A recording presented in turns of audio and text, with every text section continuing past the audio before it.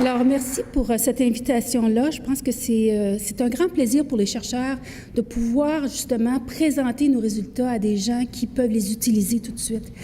Actuellement, quand on regarde l'absence au travail pour des troubles mentaux, on voit qu'il y a 90 % des absences qui sont dues soit à la dépression majeure, les troubles anxieux ou les troubles d'adaptation. Et c'est vraiment les trois troubles majeurs qu'on retrouve pour l'absence du travail. Il y a récemment une recension des écrits qui a dit « Je vais regarder l'ensemble des études de qualité sur la dépression pour voir quel est le meilleur traitement à offrir aux gens. » Cet auteur-là a dit « On va diviser les études en deux. Les études qui vont se diriger vers l'individu et le travail, donc les deux, et des autres études qui vont se diriger uniquement sur l'individu. » Vous voyez que la majorité des études de qualité sont seulement sur l'individu et sur, bon, on va donner un traitement antidépresseur puis une thérapie, mais on ne fait aucune intervention sur le milieu de travail. Actuellement, quand on prend un modèle médical, donc les médecins, les psychiatres et tout, et qu'on regarde les problèmes de santé mentale, on est assez bon, je vous dirais, la flèche en vert, pour réduire les symptômes et augmenter la fonction des individus. Mais ce traitement-là, ce qui est très clair, c'est qu'il y a très peu de lien avec la reprise du travail. Parce que la reprise du travail, c'est beaucoup plus complexe que juste la réduction des symptômes. On sait très bien que quelqu'un qui va être hors travail va développer des craintes et de l'anticipation au retour au travail, et c'est pas dans le traitement usuel, sans parler du travail, qu'on va trouver des solutions. Tout ça nous amène à dire que, dorénavant, quand on parle de réadaptation et de retour au travail pour des gens qui ont des problèmes de santé mentale, il faut vraiment utiliser le cadre qu'on a appelé le paradigme de l'incapacité au travail. Qu'est-ce que c'est ce cadre-là? Ça a été développé par Patrick Loisel pour les troubles musculo-squelettiques, mais c'est quand même un cadre qui est tout à fait adaptable à la santé mentale. Au centre de ce cadre-là, on a le travailleur avec une incapacité au travail et on a 4 panneaux, 4 murs qui contribuent à l'incapacité au travail. Ce qu'on voit très bien, c'est que ici, c'est l'individu. Alors, on sait très bien que si on a une dépression puis des symptômes, ça contribue à être absent du travail. Mais ce qu'on voit ici, c'est le système médical. Le système médical peut contribuer à maintenir l'incapacité au travail si, par exemple, tu attends pour une rencontre chez un psychiatre et que tu as une attente de 6 mois. Ou si encore, tu as ici, au niveau des intervenants en santé, des diagnostics divers. Ça peut contribuer à le maintenir au travail. L'inverse est vrai aussi. Ça peut aider à retourner au travail. L'entreprise est fondamentale. Est-ce qu'il y a des accommodements possibles? Est-ce que les gens vont être accueillis? Quelle forme d'accueil on va avoir? Donc, l'entreprise peut contribuer et finalement, le système d'indemnisation aussi peut contribuer. Classiquement, si on regarde jusqu'à maintenant, on a beaucoup d'évaluations pour évaluer le travailleur comme tel. Mais dorénavant, il va falloir toujours évaluer tous les autres systèmes. Et c'est juste comme ça, en évaluant les autres systèmes, qu'on est sûr qu'on va mieux comprendre la problématique du travailleur et qu'on va mieux traiter le travailleur comme tel. La première étude que je vous présente, c'est un outil qu'on a développé qui s'appelle le diagnostic de la situation de handicap au travail. Donc, c'est l'individu qui est dans une situation d'incapacité au travail pour des gens qui sont en absence prolongée. Le but de l'évaluation, c'est d'établir un diagnostic médical, mais qui tient compte des 3 autres systèmes. Donc, qui interroge à la fois qu'est-ce qui est possible au niveau de l'entreprise, au niveau de l'assureur et également au système de santé. C'est uniformiser la surveillance des facteurs de risque. On sait maintenant quels sont les facteurs de risque de maintien en incapacité au travail. Éventuellement, avec ce projet-là, c'est que toutes les personnes qui sont en interaction avec des travailleurs absents du travail soient capables, eux aussi, de questionner sur ces facteurs de risque-là. Parce que les facteurs de risque vont les aider à interagir avec ces gens-là. Dans les facteurs qui sont assez importants et leviers, c'est d'abord la perception du travailleur de sa propre situation mentale. Toute la difficulté pour quelqu'un d'accepter d'avoir un diagnostic de santé mentale et d'accepter de se faire traiter, ça fait partie du problème. Au niveau occupationnel, on a un ensemble de facteurs. Par exemple, si on a un manque d'accommodement au travail, c'est impossible de faire un retour progressif à 3 jours. Si, par exemple, on veut faire certaines tâches et pas d'autres et que le milieu de travail ne permet pas, ça devient un problème aussi. Il y a un facteur qui revient dans toutes nos études, c'est si l'individu qui est face à vous a vécu une tentative de retour au travail qui a échoué, c'est un facteur de risque important. Et là, vous devez retravailler avec l'individu sur qu'est-ce qui a marché, qu'est-ce qui n'a pas marché, qu'est-ce qu'on peut faire.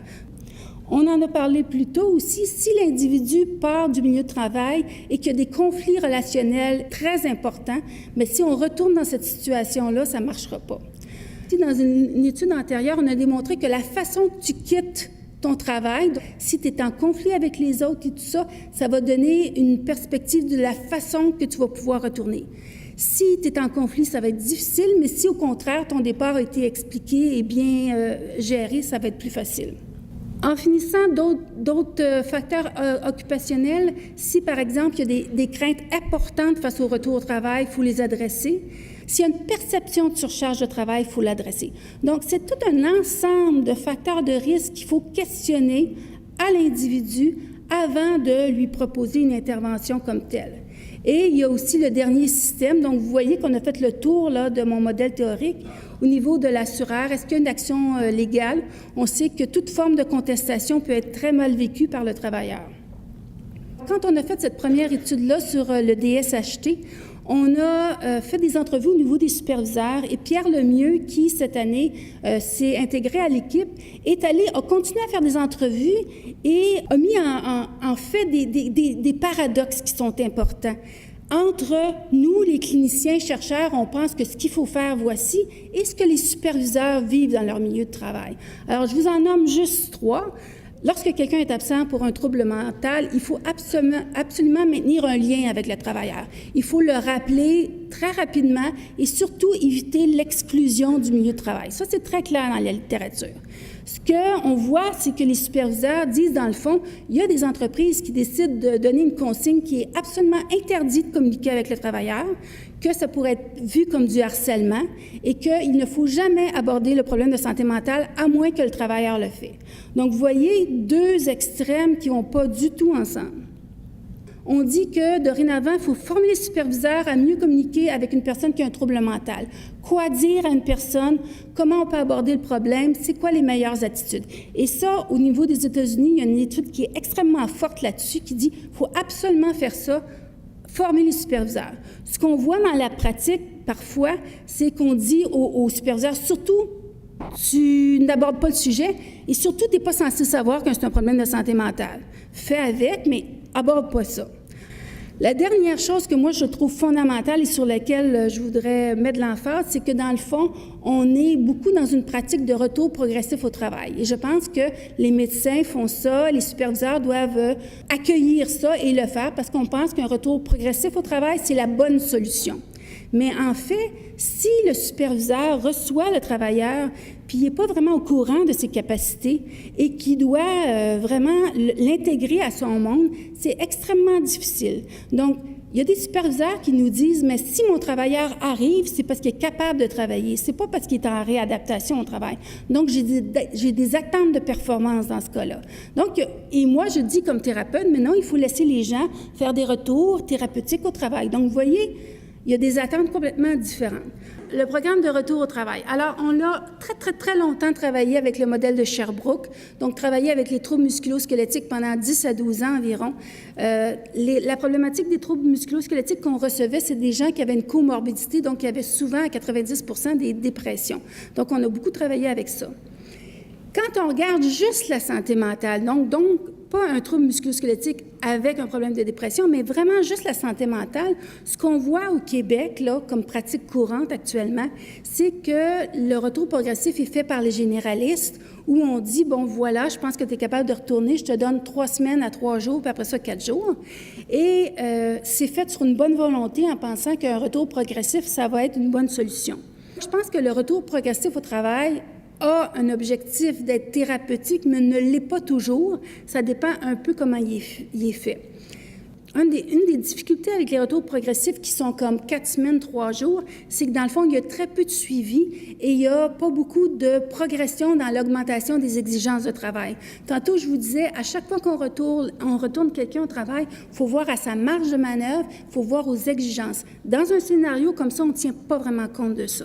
Et ce qu'on a beaucoup vu auprès des clients, c'est que les gens, quand ils vont faire des retours progressifs au travail, ont une augmentation d'anxiété avant qui est effrayante et que s'ils ne sont pas accompagnés là-dedans, ça se peut qu'ils ne puissent pas faire le retour au travail.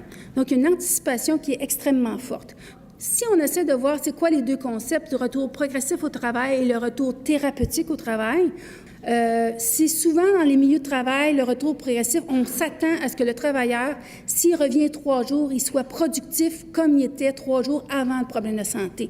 Quand ces attentes-là sont là, le travailleur a beaucoup de pression et parfois, c'est pas si facile que ça.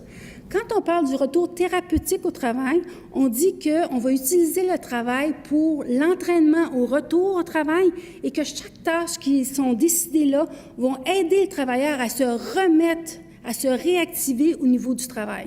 Donc, c'est plus juste guidé par un médecin, mais c'est guidé par quelqu'un qui connaît les tâches de travail, qui va choisir avec le travailleur qu'est-ce que tu penses que tu es capable de faire pendant la première semaine et qui va moduler non pas juste les heures, mais qui vont moduler aussi les tâches et qui vont le faire dans une entente avec le syndicat aussi puis les ressources humaines.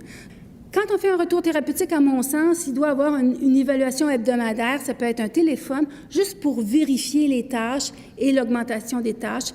Et à ce moment-là, le recadrage est fondamental. Si l'individu est laissé seul là-dedans, parfois, il y a des rechutes. Alors, le programme de retour thérapeutique au travail, c'est un programme qui est pour la santé mentale que j'ai adopté du modèle de Sherbrooke. Alors, 3 composantes. Le diagnostic de la situation de handicap au travail, ce que je vous disais tantôt, il faut faire une entrevue où on tient compte de tous les systèmes qui en font partie. Il faut faire un pré-entraînement clinique, c'est-à-dire de refaire la simulation de tâches de travail pour réentraîner la personne et l'exposition au retour au travail. Une des choses qu'on a vues dans nos études, c'est que un des points marquants des retours au travail réussis, c'est l'action concertée. Alors, l'action concertée, qu'est-ce que ça veut dire dans le fond? Ça veut dire que le travailleur, le superviseur, son médecin, le syndicat, tout le monde est d'accord pour dire qu'on va faire un retour à ce poste-là pendant tant de semaines. Et dans d'autres études que j'ai faites, même si parfois les capacités du travailleur étaient bonnes pour faire face à son poste de travail, s'il n'y avait pas cette action concertée-là entre les personnes, on n'y arrivait pas. Il faut, lorsqu'on fait un retour progressif au travail, il faut vraiment mettre les conditions en place avec des attentes claires. Vous allez avoir un travailleur qui va revenir. Il ne faut pas attendre trop de sa production pendant quelques semaines. Est-ce que vous êtes d'accord avec ça? Où on le met? On le met-tu en surnuméraire? Quels sont les collègues qui vont aider? Donc, mettre les conditions en place avant de faire un retour au travail. Ce qu'on a vu dans nos études, c'est que si la première journée de l'exposition au travail était ratée, les gens sortaient du milieu du travail et c'était vraiment très difficile. Donc, il faut vraiment travailler pour que notre première exposition au travail, après une absence prolongée, ce soit un succès. La meilleure personne pour vous informer des capacités, de qu'est-ce qu'il est capable de faire, c'est le travailleur lui-même. Donc, il faut vraiment structurer ça avec le travailleur. Le discours unique, je vous l'ai dit, si tout le monde dit la même chose et va dans la même direction, c'est gagnant. Il est essentiel d'identifier les facteurs de risque dans toutes les sphères pour mieux faire un retour au travail. Il faut faire une exposition au travail qui est guidée, donc qui progresse dans le temps. Et je pense que ça serait gagnant d'utiliser la notion de marge de manœuvre. Alors, 3 messages clés. Il faut absolument tenir en compte les facteurs de risque des différents systèmes. Que l'approche d'un retour au travail, pour qu'il soit thérapeutique, il faut qu'il soit bien mené et on peut utiliser le concept de marge de manœuvre et il y a un rapport là-dedans qui est sur le site de l'IRSST qui peut vous aider à structurer ça et que toujours se demander, est-ce que le retour progressif que je fais là, est-il thérapeutique? Il faut constamment poser cette question-là. Merci beaucoup.